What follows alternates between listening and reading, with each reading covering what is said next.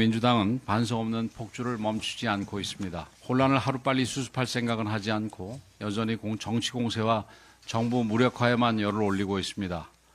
입으로는 헌정질서 회복을 외치지만 실제로는 분열 정치를 연장하여 나라와 국민이 어떻게 되든 자신들의 정치적 이익을 챙기려는 것입니다. 민주당은 대통령 탄핵이 이재명과 민주당의 면죄부가 아님을 깨달아야 합니다. 이 모든 사태를 불러온 기저에는 이재명 방탄이라는 불순한 동기가 있음을 이미 많은 국민들께서 알고 계십니다. 더 나아가 국민들은 수많은 사법 리스크를 안고 있는 야당 대표가 대선을 준비하고 있다는 사실에 불안감을 감추지 못하고 있습니다.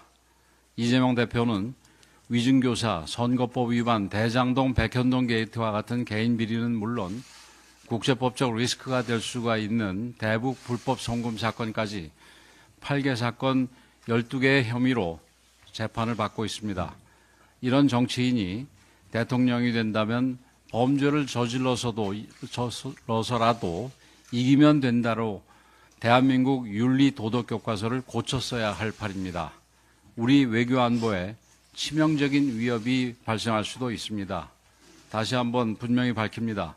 헌법 제84조의 대통령 불소추 특권은 대통령 직무 수행을 보호하는 조항이지 임기 이전의 범죄까지 덮어주는 면죄부가 아닙니다.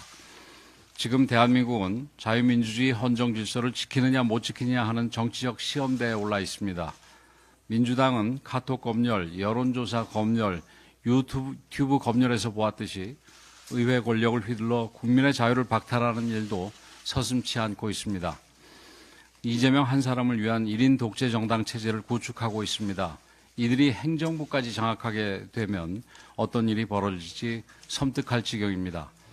국민들은 누가 이 나라의 혼란을 수습할 자격이 있는가를 묻고 계십니다. 대한민국의 미래를 어떤 미래로 이끌 것인가에 대한 해답을 내놓을 시간입니다. 국민의 힘이 올바른 답을 내놓겠습니다. 국민의 눈높이에 맞는 정당, 국민의 삶을 지키는 정당으로 거듭나겠습니다. 국정 공백을 최소화하고 사회 질서와 안정을 복원하며 무너진 정치를 회복해서 대한민국을 조속히 정상화시키겠습니다. 탄핵 사태를 겪으며 정치개혁에 대한 국민적 열망도 높아지고 있습니다. 그동안 우리는 제왕적 대통령제의 폐해를 목도해왔습니다. 대통령 1인에게 국정의 모든 권한이 집중되면서 협치는 실종되고 정치가 진영 대결로 변질되고 말았습니다. 그러나 지금 우리는 또 하나의 현실을 직시해야 합니다. 바로 1987년 개헌 당시 누구도 예상하지 못했던 제왕적 국회 출현입니다. 현행 헌법에 따르면 국회는 4개 헌법기관에 대한 탄핵소추권을 갖고 있습니다. 각종 인사청문회 권한에 긴급조치 계엄의 해제권까지 가지고 있습니다. 거대 야당이 등장해서 입법, 예산, 인사 전반을 통제하고 여소야대 구조가 고착화된다면 대통령이 아니라 국회가 황제가 됩니다. 국정은 마비되고 민생은 뒷전으로 밀려납니다. 지금이 바로 그 상황입니다. 이제 바꿔야 합니다. 낡고 몸에 맞지 않는 87 체제를 넘어야 합니다. 개헌은 대한민국의 국가 시스템을 새롭게 짜는 일입니다. 단지 권력 구조를 분산하는 데 그치지 않고 견제와 균형의 원리가 제대로 작동할 수 있도록 시스템을 정비해야 합니다.